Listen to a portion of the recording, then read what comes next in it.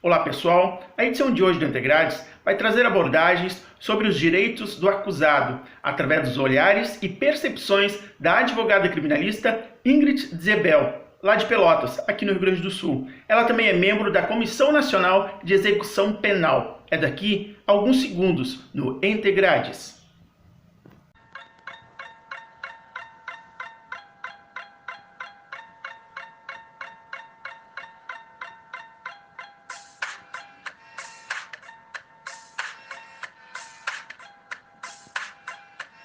Com relação à questão de quais são os direitos dos acusados que passam despercebidos,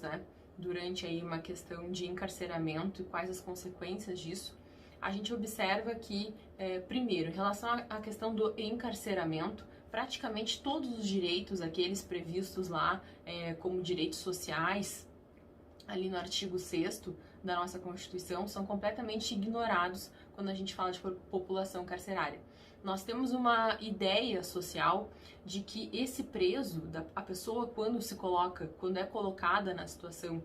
de presidiária, de preso, de encarcerada, ela deve receber um tratamento pior do que qualquer pessoa trabalhadora, íntegra, que esteja solta. Então a gente tem uma ideia muito errônea do que seriam os direitos do preso, uma ideia socialmente muito errônea, Então a gente observa que, principalmente, se fosse para falar de um especificamente, eu falaria do direito à dignidade, A dignidade da pessoa humana que está previsto no artigo 5º da nossa Constituição também. A situação talvez mais indignificante ou indignificadora para uma pessoa pode ser se traduzir, a gente que atua na área, a gente observa o que acontece tanto com esse preso quanto com a família dele no momento em que ele é colocado numa situação de encarceramento. Então a gente observa que a dignidade dessa pessoa retirada, são realizados vários atos no sentido de colocá-la, de massificá-la, de tirar aquilo que é da personalidade dela. A gente tem muitas vezes a colocação de uniformes, a pessoa não se enxerga mais enquanto um indivíduo, Além de todas as questões de superencarceramento, das condições degradantes dos nossos presídios, uma falta de estrutura total,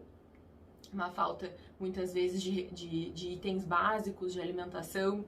de medicamento. Aí a gente começa a entrar numa outra seara de direitos, como por exemplo o acesso à educação. A gente tem uma situação de que menos de 13% dos presos do nosso país têm acesso à educação dentro dos presídios.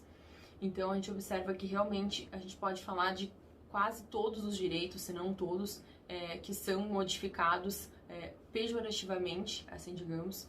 quando a pessoa é colocada em situação de cárcere.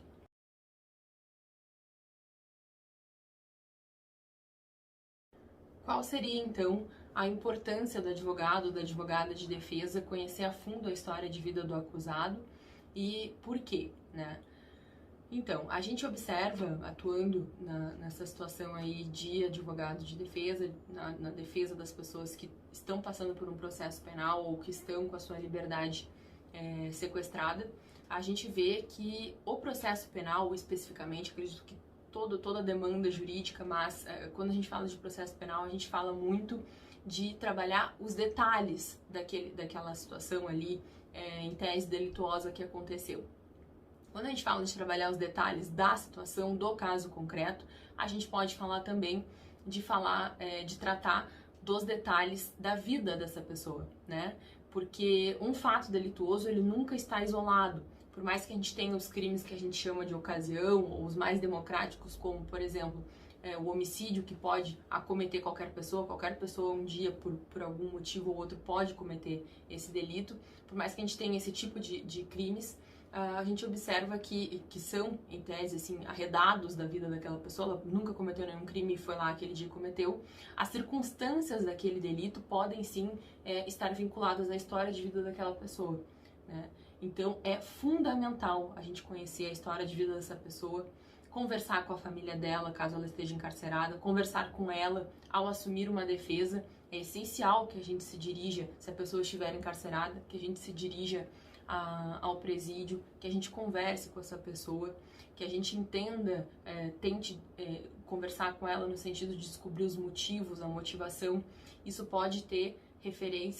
consequências fundamentais e muito graves na pena dessa pessoa. A gente tem aí a situação da dependência química, que está intimamente vinculada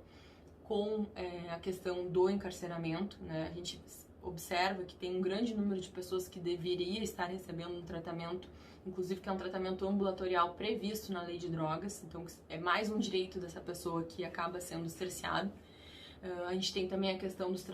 transtornos mentais ou psicológicos, que essa pessoa, muitas vezes, a gente tem aí números que a gente vai trazer aqui nessa entrevista, no sentido de demonstrar que as pessoas que não têm acesso a uma boa saúde, não têm bom acesso à saúde ou à educação, acabam sendo a grande maioria da população carcerária. Então essa pessoa passa essa vida inteira em privação dos seus direitos, quando chega numa situação de criminalidade, também acaba tendo os direitos mais corrompidos ainda, mais desobservados dentro da situação de encarceramento. Então é fundamental a gente conhecer a vida dessa pessoa.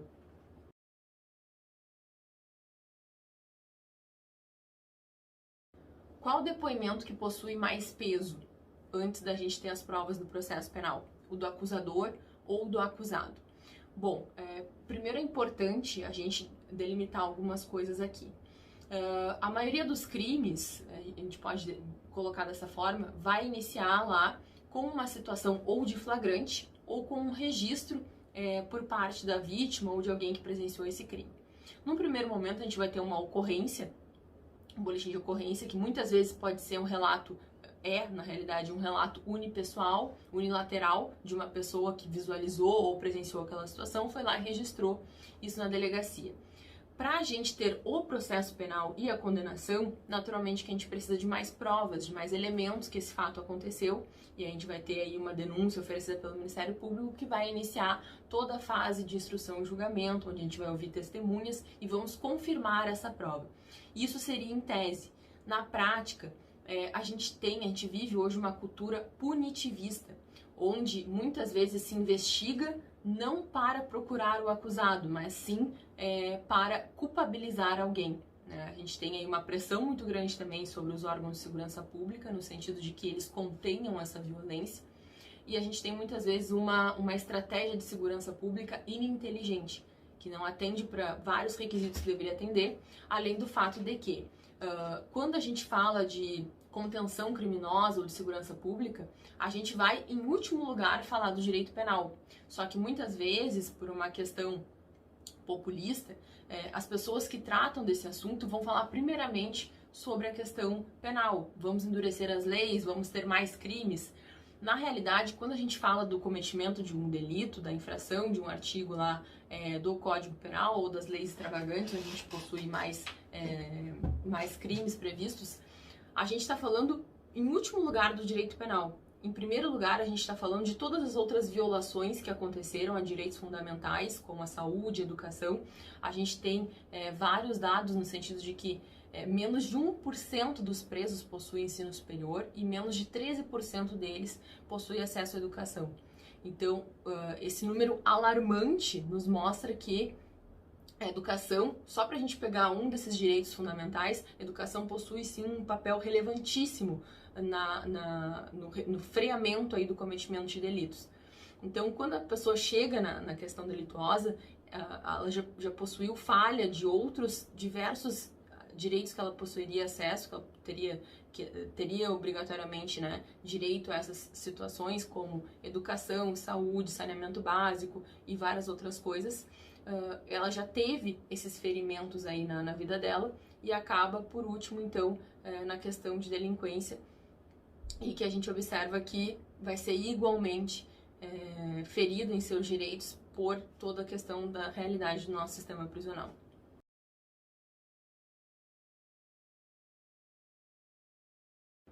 A questão social e a questão de raça, elas podem ser vistas como um agravante pelo juiz, e por quê? Bom, legalmente, né,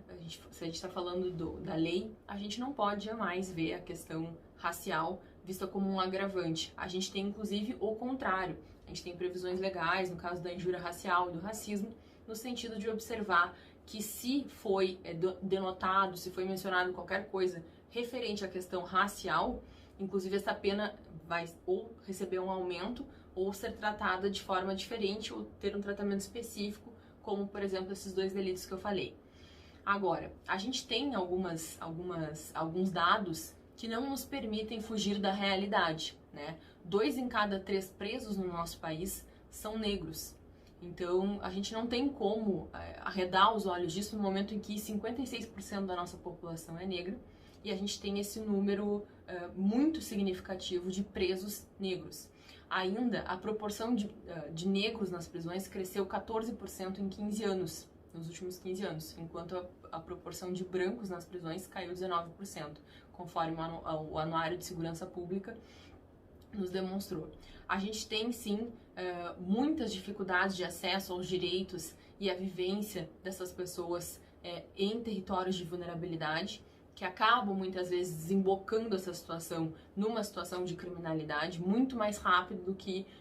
muitas pessoas de raça não negra e que vivem em territórios menos vulneráveis, menos agressivos, assim, digamos. Na própria lei de drogas, a lei 11.343, a gente tem a questão racial, que pode vir a ser interpretada pelo juiz quando, no artigo 28, parágrafo 2º,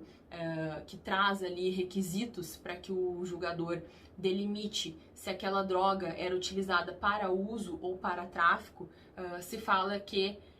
o juiz atenderá à natureza, à quantidade da substância apreendida, local, condições em que se desenvolveu a ação, circunstâncias sociais e pessoais e ainda a conduta e os antecedentes do agente. Então, no momento em que a gente fala muito hoje, que bom que se fala, porque é um assunto que deve ser falado, no momento que a gente tem a questão do racismo estrutural, do racismo perpetrado na nossa sociedade de uma forma tão desgrudada da nossa visão ainda, que a gente está recém começando a abrir os olhos para essa realidade, é quase que inimaginável que um julgador, uma pessoa, um ser humano, ao atender a essas características aqui, a esses requisitos, não vai acabar se influenciando também por essa questão do racismo, né? Então a gente tem sim esses dados que nos apontam, infelizmente, de repente, essa denotação em relação à população negra.